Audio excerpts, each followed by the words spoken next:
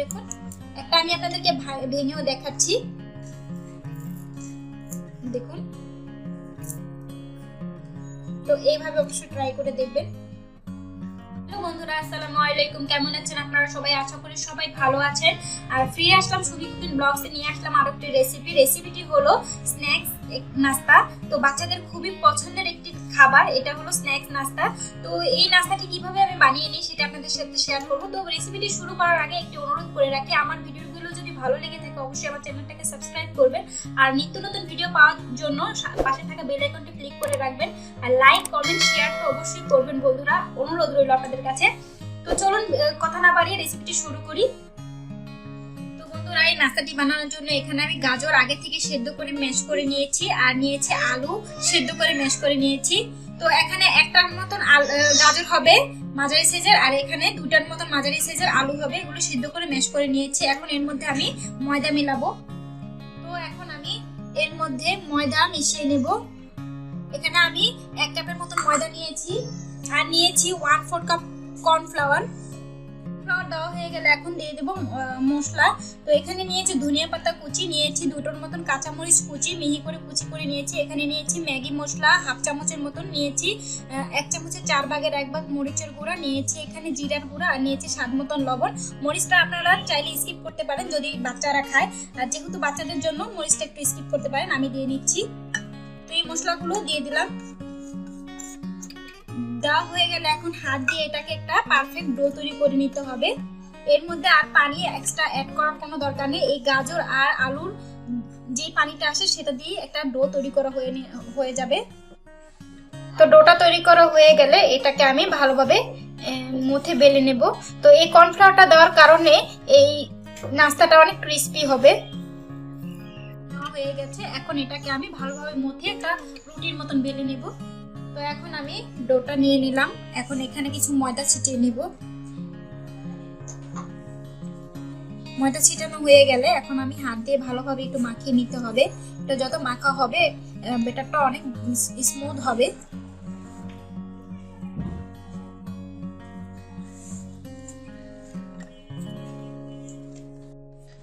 তো দেখুন এটা ভালোভাবে মাখা হয়ে গেছে। এখন এটাকে আমি একটা রুটির মতন করে বেলে নেব। তো বেশি পাতলাও না বেশি মোটাও না, একটু মাঝারি সাইজের রুটির মতন বেলে নিতে হবে। রুটিটা বেলে নিলাম পাতলা করে। এখন আমি চারপাশ দিয়ে এরকম করে কেটে একটু সমান করে নিচ্ছি। তো আমি 4 কোণা দিয়ে কেটে একটু সমান করে নিচ্ছি।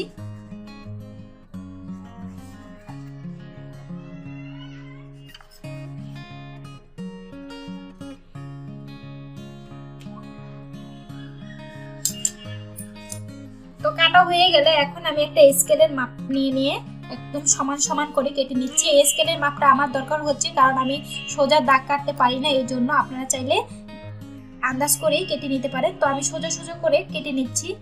তো আমি স্কেলের মাপ নিয়ে কেটে নিচ্ছি কারণ আমার সোজা দাগ আসে না, এই জন্য আমি স্কেলের মাপ নিয়ে কেটে নিচ্ছি। আপনারা চাইলে নাও নিতে পারেন। তো আমি লম্বা লম্বা করে সবগুলো কেটে নিচ্ছি চিকন চিকন করে। দেখুন সবগুলো আমি লম্বা করে কেটে নিয়েছি। তো ঠিক যেমন মুরুলির মতন করে কেটে নিয়েছি। এখন এগুলো তেলে ভেজে নেব। তো বন্ধুরা, আমি আগে তেল বসিয়ে দিয়েছিলাম, তেলটাকে আমি গরম করে নিয়েছি। তো এখন এই পর্যায়ে আমি স্ন্যাক্স গুলো দিয়ে দেব ভাজার জন্য।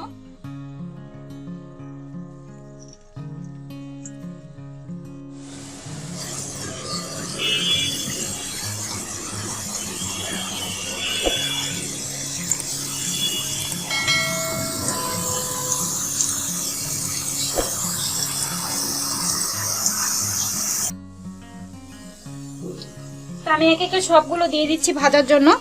তো দেখুন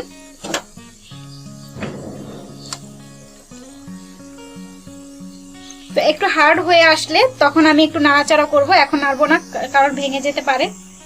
তো দেখুন আমি একটু নেড়ে চেড়ে একদম সিরিয়াল করে দিয়েছি যাতে করে সাইড দিয়ে আমি আরো কয়টা দিতে পারি ভাজার জন্য।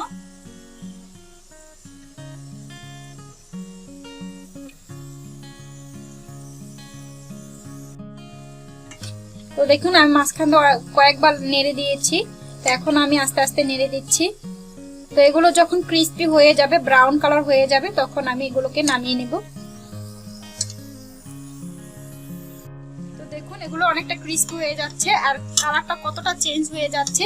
জাস্ট আর 2 থেকে 3 মিনিটের মতন ভেজে উঠিয়ে নেব। যত ভাজা হবে ততই ক্রিস্পি হবে, আর তাছাড়া পুড়ে ফেলবেন না, এরকম ব্রাউন কালার হলে নামিয়ে নিতে হবে। দেখুন স্ন্যাক্স গুলোর কালারটা কত সুন্দর চলে এসেছে। এখন এই পর্যায়ে আমি তেল ঝরিয়ে উঠিয়ে নেব।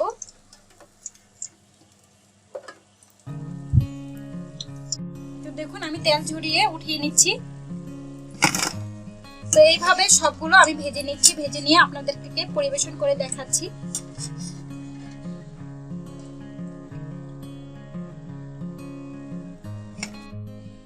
তো বন্ধুরা হয়ে গেল আজকে আমাদের বাচ্চাদের খুবই পছন্দের একটি আইটেম স্ন্যাক্স নাস্তা। তো খুবই সহজে অল্প উপকরণ অল্প সময় বানিয়ে নিলাম। এভাবে অবশ্যই আপনারা বাসায় ট্রাই করে দেখবেন। যদি ভালো লেগে থাকে আমার ভিডিওটি তো আপনারা অবশ্যই বাসায় ট্রাই করে দেখবেন। যদি ভালো লেগে থাকে তো কমেন্টসে জানাবেন অবশ্যই। তো পরবর্তী ভিডিও আসা পর্যন্ত ভালো থাকুন, সুস্থ থাকুন, আল্লাহ হাফেজ।